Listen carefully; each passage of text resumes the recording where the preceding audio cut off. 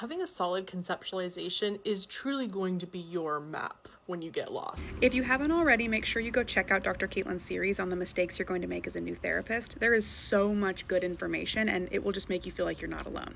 Today, I want to add on to it because I think that having a solid case conceptualization is one of the most underrated skills as a therapist. I could probably talk forever and ever about how important I think this is, but today I want to talk about how having a really solid case conceptualization is going to help simplify your documentation and your progress notes.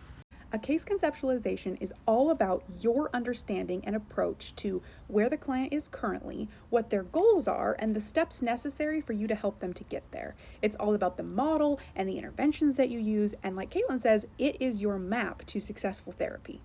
When you have a solid understanding of your map and of where you are in it, suddenly documenting becomes so much simpler, especially when you're trying to be protective of your clients. So let me give you an example. Let's say you're someone that practices mostly from an acceptance and commitment therapy approach.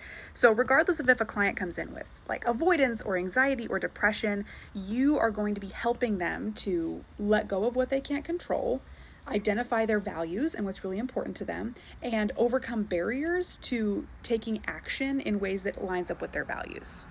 Once you have a super solid understanding of that, you don't have to get stuck in the content of the session when you're documenting. You don't have to think about, should I tell this story or should I give this example or should I tell this friend's name?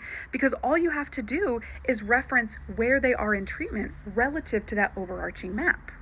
So instead of writing that the client is really anxious and struggling to stop overthinking about that thing their friend said last week, you can write about it in the context of where they are on the map. The client is still working to focus on their locus of control.